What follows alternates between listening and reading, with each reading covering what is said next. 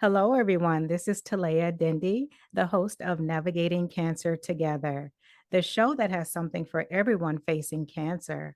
Why? Because everyone is different with different needs, beliefs, and perspectives. Thank you so much for joining us for this episode. I encourage you to open your minds and your hearts. Today, our very special guest is Dr. Jack Wolfson. Dr. Jack Wolfson is a board certified cardiologist. He is a best selling author, husband, father, and the nation's number one natural heart doctor.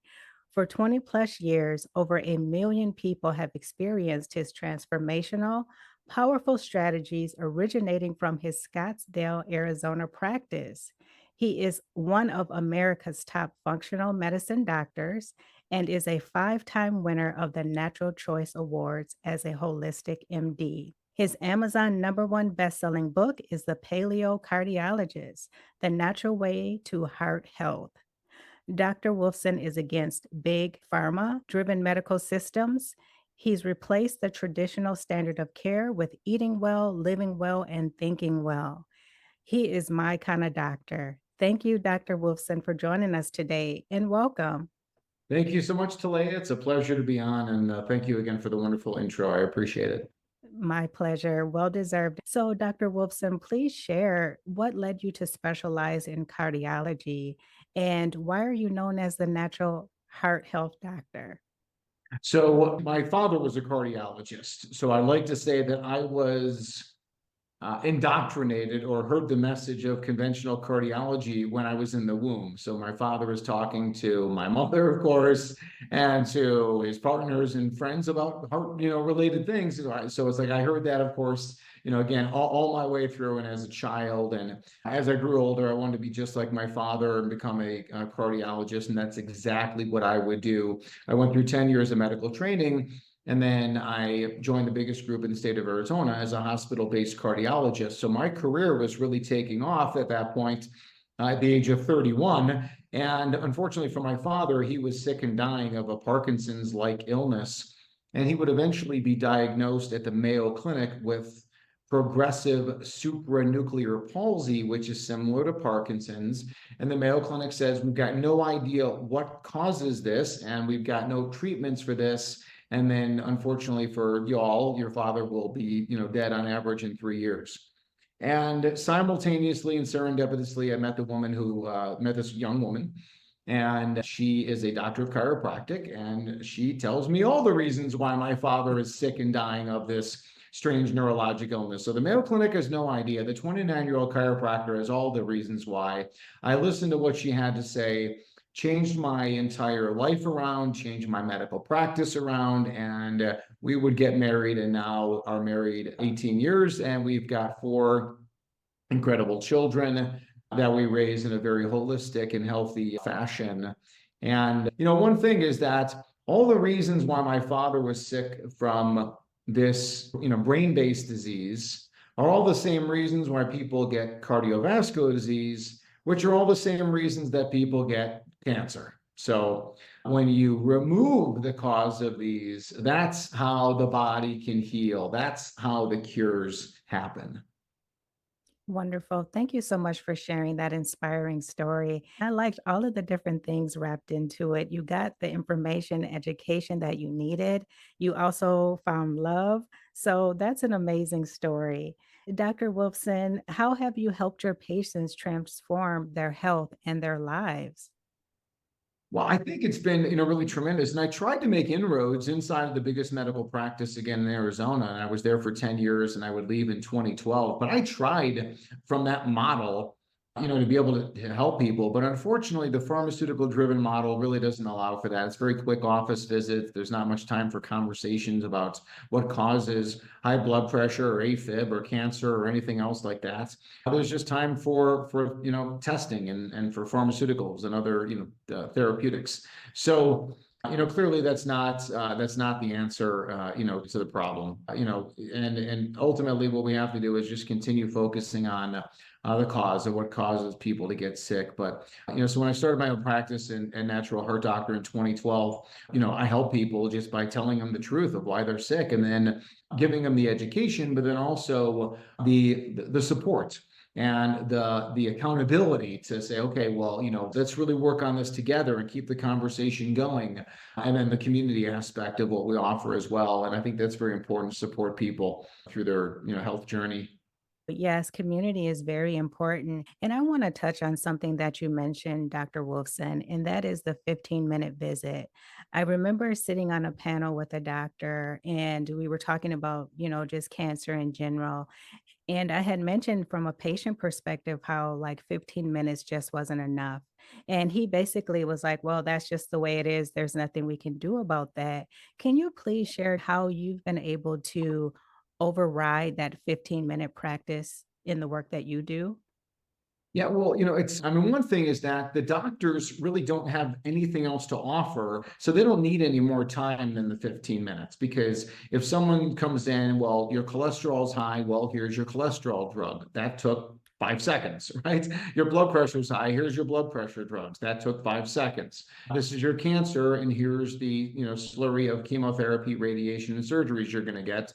That took 5 seconds. So the conversation there is real easy. The medical doctors don't have the training to talk about causation. We're not trained to learn about the foods. We're not trained to learn about the lifestyle. We're certainly not trained about healthy thought processes and thinking well. So we're not trained there.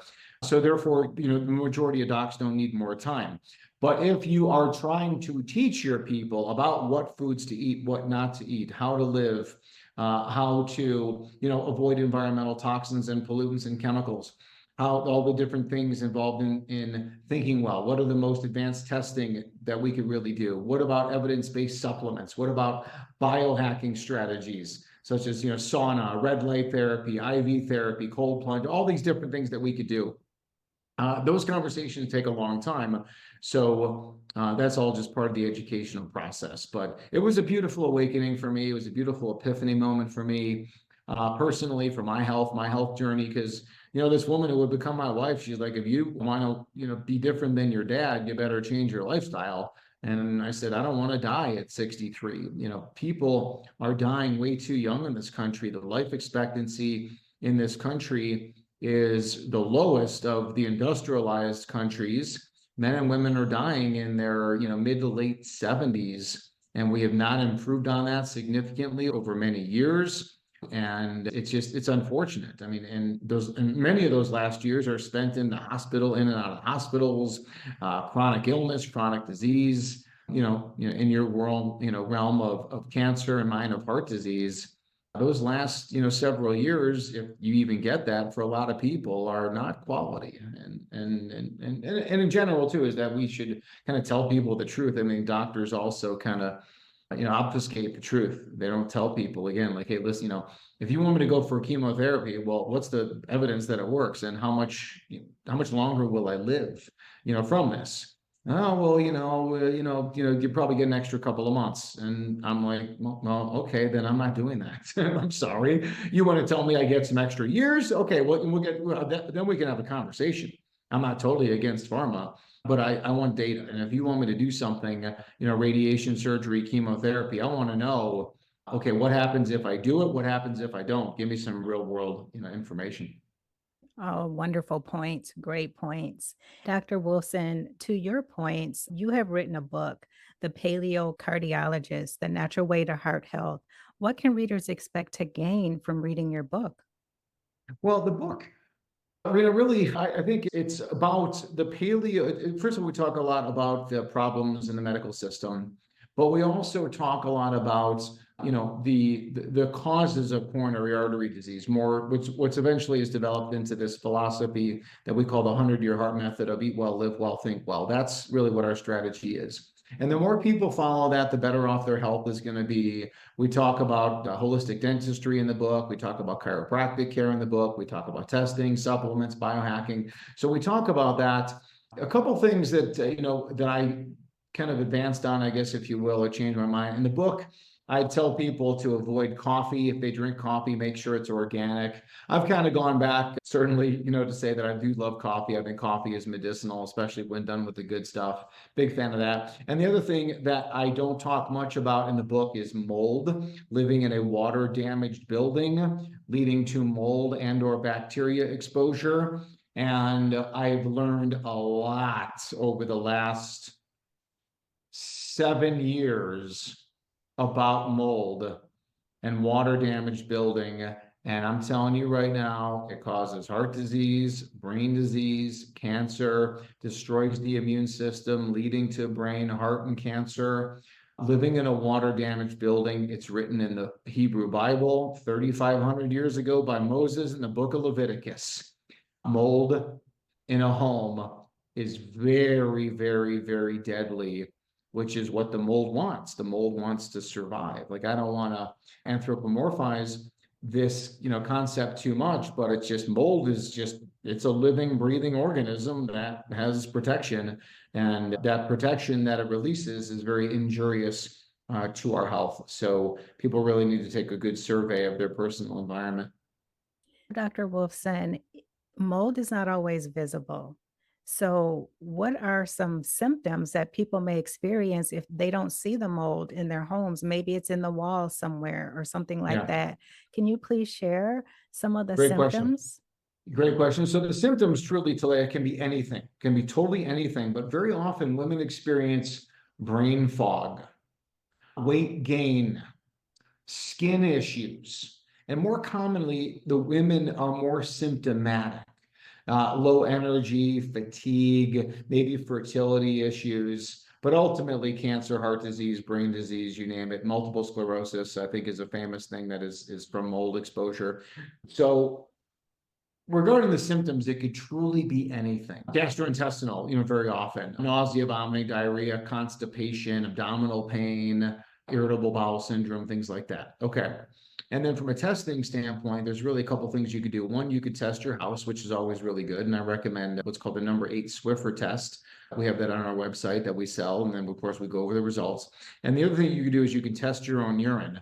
A company called Vibrant, we run that test as well. It's a mycotoxin test for over 30 different mycotoxins from mold. And if it's in your urine, we got to figure out where it's coming from. Is it food? Is it environmental? Is it a combination of both? It's a problem because it's really easy to tell someone, hey, take this supplement, get more sunshine, eat more seafood. But now once you get into, okay, your home needs to be remediated, it's unremediable, the cost, the expense, it's all over your clothes. It's a big, big, big problem. But nonetheless, it's a problem. Well, thank you for sharing that important information. Now let's shift to chemotherapy and cancer treatments. How do chemotherapy and cancer treatments affect one's heart? Well, certainly there are well-known chemo agents that do affect. And, every day there's new things that are used in the quote unquote fight against cancer. I'm certainly not up to date on all of those things that can, but I do think that any pharmaceutical can be cardiotoxic. Things like doxorubicin, I think were notorious to lead to cardiac injury, some not so much. But I think either directly or indirectly, everything's got the potential to damage the heart.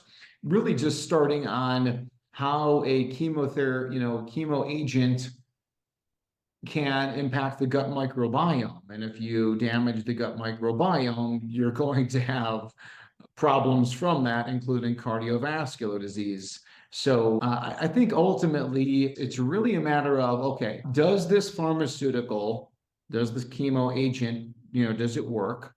What is the evidence that it works versus placebo? And then what are my other options? And then if I do need to do that, then how can I best support my system? And we do have patients like that who are undergoing standard chemotherapy, and it is our job to monitor everything else, surrounding that, whether it's gut function, markers of inflammation, oxidative stress, intracellular vitamins, minerals, to support them through that. And then also is that, cleaning up their environment. I spoke at the Truth About Cancer in 2016 and 17.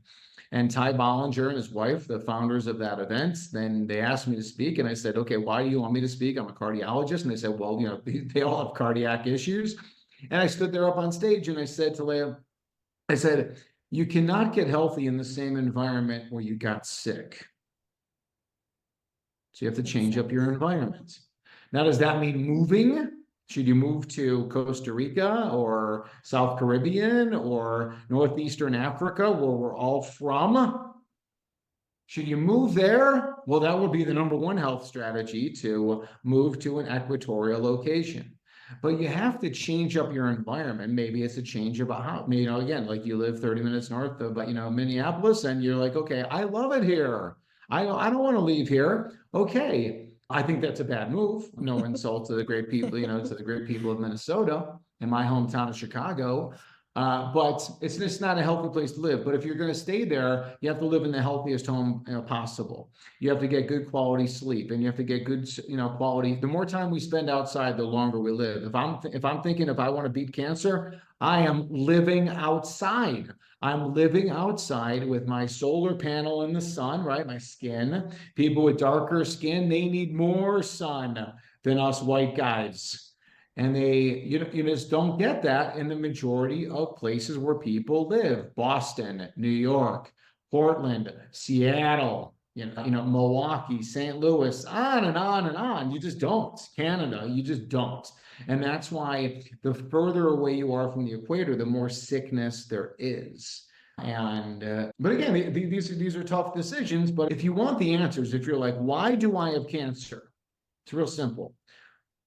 Violations of eating well, living well, thinking well, from before you were conceived, through in utero, from the moment that you came out of your mother's womb to where you are now. The whole thing, the violations of eating well, living well, thinking well, are what caused your cancer. It's not genetics, got nothing to do with genetics. Our genetics are perfect. We are built in the image of God and or evolution, or God-directed evolution, which is what I personally believe in case anyone cares. Nonetheless, we're perfect. It is man-made poisons, and I'm blaming the men, that screw everything up. Okay. I agree with everything that you've just said. Thank you so much for explaining it so eloquently. I do have a question. I think you said before we were conceived. Please explain that. Are you saying that from our parents, whatever they've been through? Please explain, Dr. Wolfson. Okay. So first of all, there's a lot that we do not know about multiple generations. Let's just say going back 10 generations. And physical and emotional trauma that occurred 10 generations ago, how does that impact our health today? I think it definitely does in a whole variety of ways. But let me get something that's a little bit more obvious to people. When you take your grandmother, and your grandmother, she's pregnant with your mother, and your mother is in your grandmother's womb, and your mother is being formed, her brain, her heart, her lungs, and her ovaries are being formed, and the eggs in her ovaries are being formed. The eggs in your mother's ovaries inside of your grandmother is you. So if your grandmother is smoking, for example, or if your grandmother is eating unhealthy, or if your grandmother was exposed to some major toxin, that impacts the egg, which is you, inside of your mother. So that's just basic embryology and anatomy.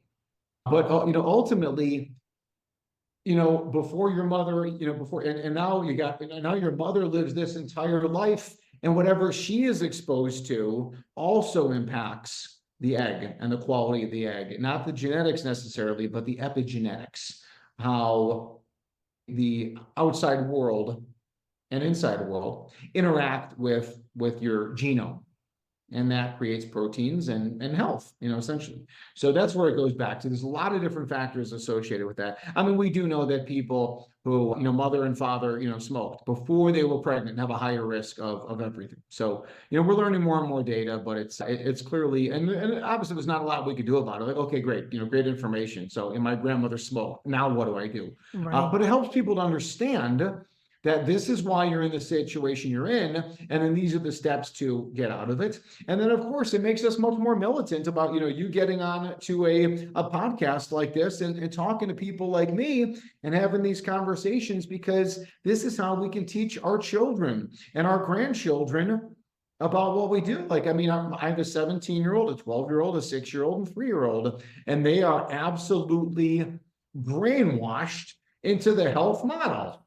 That's And if we good. do more of that brainwashing of those, I mean, like, there's no scenario where my kids would be like, oh my God, I want to try McDonald's, or I want to have, Cocoa Pebbles, which is totally contrary to how I grew up. I grew up, I mean, again, eating and living in poison.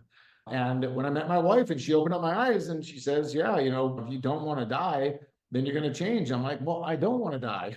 I don't. Right. Look back at the diet and stuff like that. It's not that you can never have sugar, just whatever your vice is, just make it organic. If you want ice cream, have organic ice cream. I'm not encouraging you to eat ice cream, but just do it organically. Get the poisons, the chemicals out of your food. Big deal. Thank you so much for sharing that in depth, Dr. Wolfson. Let's talk about cardiac screening for cancer survivors. What kind of screening is recommended for survivors and how often? Well, I mean, as far as like screening is concerned, I mean, again, it depends on what the agent was that was used, whether it was radiation based, surgical based, obviously chemo based, whatever it was. Cardiac ultrasound is the safest technology because it is ultrasound. I'm not a big fan for sure of CT scans and even MRI with contrast like gadolinium. I would prefer to do things with ultrasound technology, but my favorite, of course, is just blood, urine, stool testing, saliva testing if necessary, non-invasive ways to take a look at things. So probably if you had one marker to check, I would, recommend a urine for what's called lipid peroxide. So that's for testing your urine, which you don't need a doctor's order for, no blood. It can be done at home. We sell this on our website from a company called Genova, just to let everyone know kind of where it exists. And you can get it from somewhere else. You don't have to get it from me, but it's a home test looking for oxidative stress as determined in your urine. So what does that mean? If you have high levels of oxidative stress, because the body should have balance and therefore no stress, we have pro-oxidative forces, we have antioxidant forces, of course, that everybody's familiar with, and they should be in balance.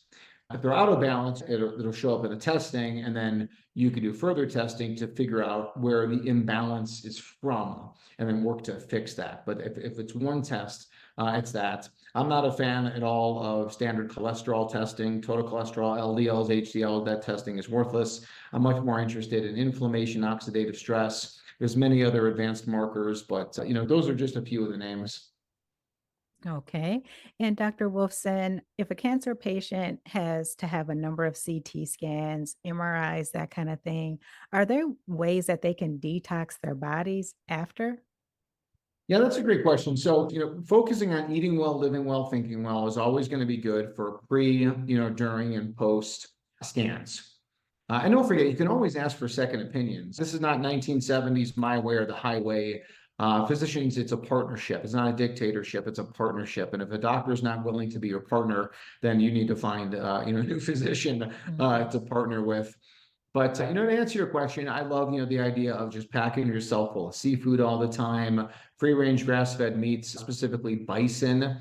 Big fan. We're a big fan of essentially wild, free range bison. The organs, liver, heart, kidney, and such. Those are all very good. Whenever you go for any kind of procedure, just making sure that you're well hydrated, urine, after, make sure you're urinating well, moving your bowels well, even sauna therapy, to sweat, after procedures. Those can all kind of be helpful depending on what the procedure is. But, if the healthiest version of you is going through the procedure or the testing, that's going to give you your best strategy than if you're someone who, again, eats McDonald's cookies and cupcakes before, during, and after the procedure. You're in a lot of trouble. You're in a lot of trouble. That's not a good survival strategy. Okay. Thank you for sharing that. Dr. Wolfson, sometimes it's hard for patients to really explain what they're feeling inside, any pains or aches or things like that. How can cancer patients effectively communicate any heart-related concerns to their oncologist? Well, I think, once again, it should be a good conversation. That's what it amounts to. It should be a good conversation that people can have, with their doctors. And it should not be adversarial. It should not be confrontational. It should be very relaxed. Stress is bad. It's really bad for your heart. It's really bad for cancer survival. People with the happiest, attitudes, the best attitudes, they're the people who, who survive cancer, much more commonly, right? So you really got to work on finding your happiness, spirituality, gratitude, passion, purpose. What greater what greater thing could someone do as a cancer, trying to quote unquote fight cancer, combat cancer, than to speak the gospel of the truth of, hey, this is a much better way to stay healthy, and passing the word around like you are right now. So, that's really ultimately going to, I think, going to be our best strategy. But something, there are, take Minneapolis, for example. How many oncologists, cancer doctors, are there in the Minneapolis area? I don't know, probably 200, Mhm. so go find one that resonates with you, have a relationship, right? Talaya, you and I can look at this, and, me personally, I can say there are thousands of women that I could be with, Yeah. but I resonate with my wife. I love that, like, this is my partner. So who do you want to work with going forward? Whether it's a boss on the job, or your spiritual, the pastor of the church, the rabbi in the synagogue, the imam in the mosque. I mean, again, like, who do you want to be with? And be with people you want to be with, and find the people. And that includes your friends, your community, family. It's like, if you don't resonate with your family, meaning you don't agree with them and your relationships are confrontational, then maybe time to, really distance yourself from those relationships. And that's okay. I look at a lot of previous relationships. Obviously, the stuff I say is very, controversial, and different from the way that a lot of my former, friends, I mean, the people I trained with, the medical doctors I trained with, and, again, I don't begrudge them for where they're at. And, we got some wonderful memories. We did this, we thought about this, again, and those are, God bless those memories. And I hope you have a wonderful life. I'll see you next time. Yeah, I love that. What I heard you say, Dr. Wolfson, is keep it simple. When you are looking for an oncologist, who would you want to be with? What are you looking for in a relationship? So I really like that perspective. Instead of feeling like you have to rush and find the first doctor and start on this path of treatment right away, it's really important to make that connection, be with someone you feel comfortable with, and someone who sees you as a partner. Yeah, solid tumors, colon cancer, prostate cancer, gastrointestinal cancers, lung cancers. Those you've got plenty of time to shop around on.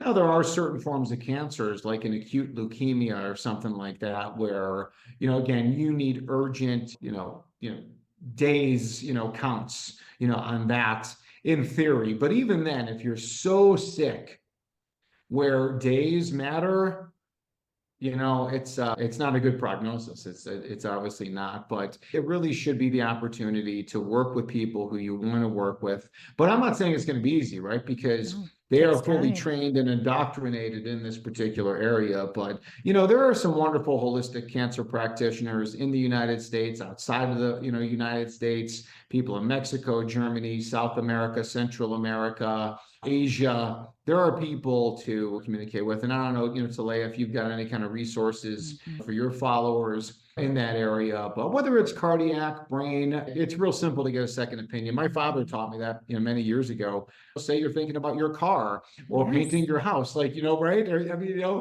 what computer should I buy? I mean, people, right? They will spend days and days and days. Mhm. Oh, should I get this new iPhone? What about, should I maybe switch over to Samsung or vice versa? Like, we'll research this stuff to no end. Well, oh, where should I go on vacation? Should I go camping, in the Pacific West? Should I go to the Caribbean? Like, where should I go? We'll study this stuff all day long, but it's like, oh my God, I need a cancer doctor. Hello, can I see you? Oh yeah, okay, good. I'm coming over. That's So true. crazy. It's Mhm. crazy. But also too is that there's just not enough information online to be able to determine what a physician who you'd want to see. Now, of course, from a cardiology standpoint, that's true as well. And there are holistic providers like myself, and you go to my website and I spell it all out real quickly for you. Like, Yes. this is who I am, this is what I stand for, and if you want to work with me, then great. Dr. Wolfson's website is phenomenal. He actually has a couple of them. And Dr. Wolfson, please tell the audience where they can go to learn more about your work and how you support your patients. Well, thank you. My website's called Natural Heart Doctor, all spelled out, naturalheartdoctor.com. You can find us online anywhere as well, on all social media platforms, unless I get kicked off, but then there's always that potential, for that, as you know. And then if you want a copy of my book, I sell it on Amazon, Free Heart. You can also go to freeheartbook.com. All you do is pay shipping.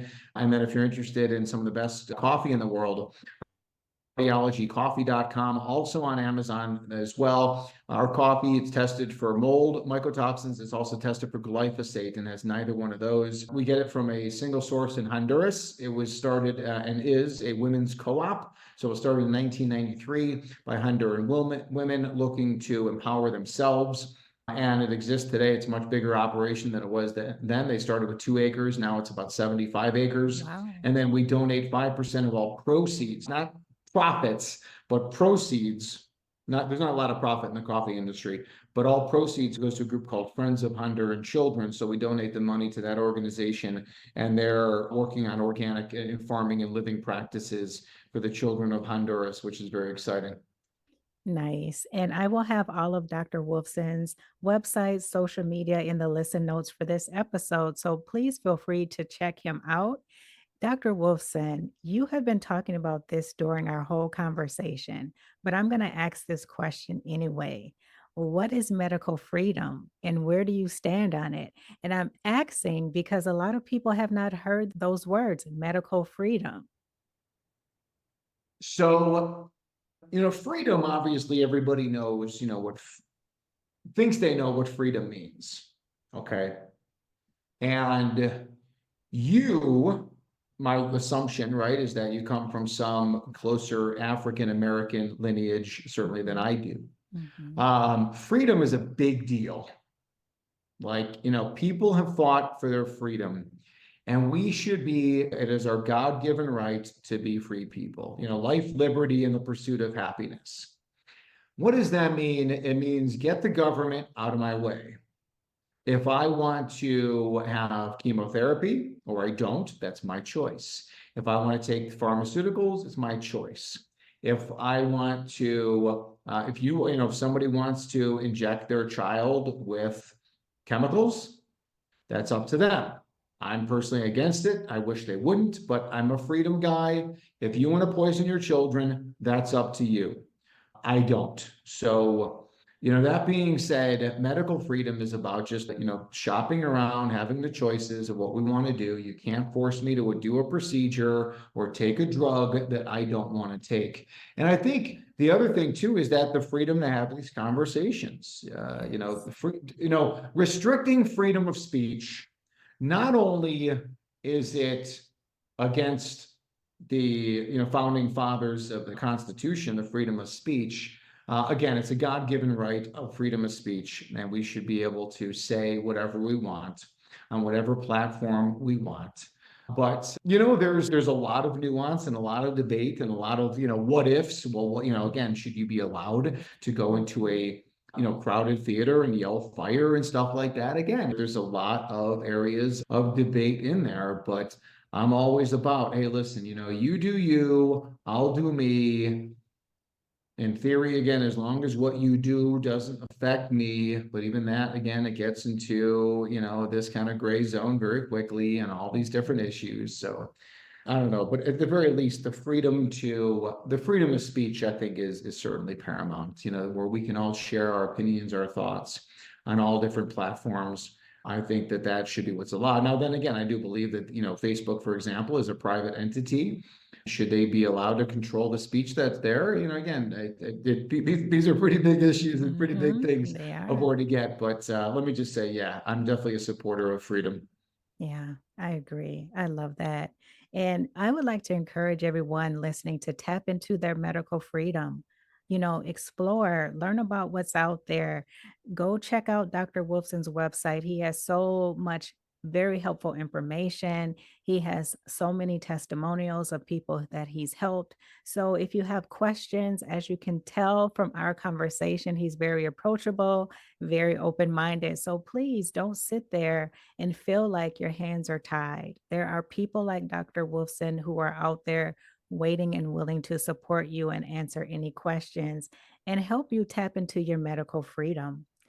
Dr. Wolfson, I want to go back to pharmaceutical companies for a moment. Please explain how they are controlling our health by manipulating doctors.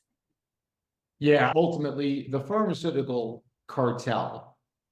If you think about, cartels are, I guess, these kind of nefarious controlling organizations, and you got the pharma cartel, and there's the banking cartel, and you've got the military cartel and the energy cartel, and all these different entities control, the world, and they control all the governments, and therefore they set the policy. So if you're a pharmaceutical cartel, $1.5 trillion industry, that's a lot of influence, and they influence government guidelines and influence what we see and hear on television. They influence the medical training, all the medical governing bodies. So, American Heart Association, American Cancer Society, it's all infiltrated by pharma. So, once you understand that, then you can look at it and just kind of see what they're trying to do to us. And it's definitely a problem. And that's where this kind of groundswell of people like you taking to the airwaves and saying, hey, let's interview some other people with different philosophies here. And that's where, again, where we can win the battle of ideology. And, if you look at, again, the pharmaceutical industry, 1.5 trillion. Lipitor, the number one selling drug of all time, is a useless statin drug that has caused so much destruction. And then again, you go to the last 3 years, 3, 4 years, and what's happened to 4 years now, of course, what's happened in the United States and around the world. And what happened to us, I think, was a crime against humanity. And hopefully the people will rise up and say, never again, like never again are we going to allow this. But we'll see. I think the other side, again, they're going to regroup, if that's what you would call it. Yeah. And then we'll come up with something else that they're going to try and get us with, whether it is an energy crisis, a banking crisis, or another alleged health, crisis. And again, the fool is going to be the one who stands on the side and doesn't realize that this is happening. They're not preparing for it. But yeah, I think we are in for, for more battles ahead. I think you're right, Dr. Wolfson. That was definitely a test to see how far they could go. And it's very interesting to me that now it's almost like you don't hear anything else about it. Just like overnight, it seemed it was gone and that's it. We're done with that. And that is an indicator right there that something was not right. Yeah. Well, that was certainly a big one, if you will. But if you look at, because we do lectures on this, and if you look at the tactics of pharma over years, and you could talk about, there's the Spanish flu of 1918, and there were a couple big flu, alleged flu, virus, and they called it a virus back then. But there were these things that were happening, and then you get, the polio virus, and then you get the Hong Kong flu in 1968. And then it became like every few years there was bird flu, swine flu, Ebola, SARS-1, SARS-2, measles outbreak. They keep doing this. And then, of course, the most recent one. And then the World Health Organization is telling us right now that they are preparing for something that is going to be 10 times worse. They're telling us to prepare for something that's 10 times worse. Now, of course, their definition of prepare is going to be stay inside, stay safe, and wait until we come to save you. And if you're going to follow that again, like after you just did it, but I think, Talaya, that the next one is going to be something. If they're going to do something, it's going to have to be of just extraordinary magnitude to control the population again. There's a lot of us out there, right, who'd be like, I didn't fall for it the first time, I'm not going to fall for the second time. There's a lot of people out there who are like, okay, I fell for it the first time, but I'm not going to fall for it again. Those people are the wild cards, because those are the people, if they fell for it the first time, they're likely going to fall for it a second time, especially when they 10x the whole thing. But, I don't want to get too crazy and too worrisome about it. But at the same time, you have to let me say this: hope for the best, prepare for the worst. And if you're not preparing, and I'm not talking about getting toilet paper, because personally, I don't care Right. about toilet paper. I don't Right. need toilet paper unless I can eat toilet paper. I don't care about toilet paper. I'm talking about having a decent supply of water and food and security and protection to weather the storm. Now, if the storm, say it's an energy crisis, say it lasts a few days. Okay, well, that would be a good scenario. Again, like if you could survive for a few days without power, without water, without food. Like you couldn't go shopping, for example, for those. Again, if you got a few days, maybe even a couple of weeks while things hopefully would settle down. But I don't know, again, like things can go sideways instantly. Big cities can go anarchy and chaos very quickly. Very quickly. And if you don't understand that, and if you don't have some semblance of being prepared for that, then I think you're being really foolish. Thank you so much for those wise words, Dr. Wolfson. It has been such an honor to talk with you today. I appreciate your transparency, your honesty, your focus around health and wellness. Is there anything else before we wrap up, Dr. Wolfson, that you would like to share about the 100-year heart, any of your work, anything else? Well, I think, we kind of went a little bit doom and gloom there and stuff like that. But I think there's really just, there's some beauty and happiness in the empowerment of saying, I'm awake. I'm awake. I know what's going on. I may not be able to do anything about it at the end of the day, but I'm going to try my best, to do it the right way. But listen, just spend more time outside. I know, listen, you're inside right now. I'm inside right now. We're having this conversation. But we've got, 6 goats, 25 chickens. I'm outside all the time. We live in the mountains of Colorado. I'm moving the tribe down to Costa Rica within the next year, and really going to be embracing that kind of holistic lifestyle. And anyone who's interested and wants more information about our Costa Rica project, they can also get a Yes. hold of me there too. And Talaya, you're going to come down and visit us, I hope. Yes, I will be Um, there. and yeah, no, that's it. I appreciate you having me on your show and this opportunity to share. So thank you again. Thank you so much, Dr. Wolfson. Again, it's been an honor and a pleasure. I have a question for the audience, really something to think about. What surprised you most about the information discussed in this episode? Again, what surprised you most about the information discussed in this episode? And please share that with Dr. Wolfson. He's very approachable. Reach out to him if you have questions. Let me know by sending me an email. We just want to keep this conversation going because it's so important. And I really think it's a life or death situation in a lot of instances. Thank you so much for joining us. I would like to give a shout out to the listeners. Please share, follow, or subscribe so that you can easily find this podcast and listen again. Listen to Navigating Cancer Together on Amazon Music or wherever you get your podcasts.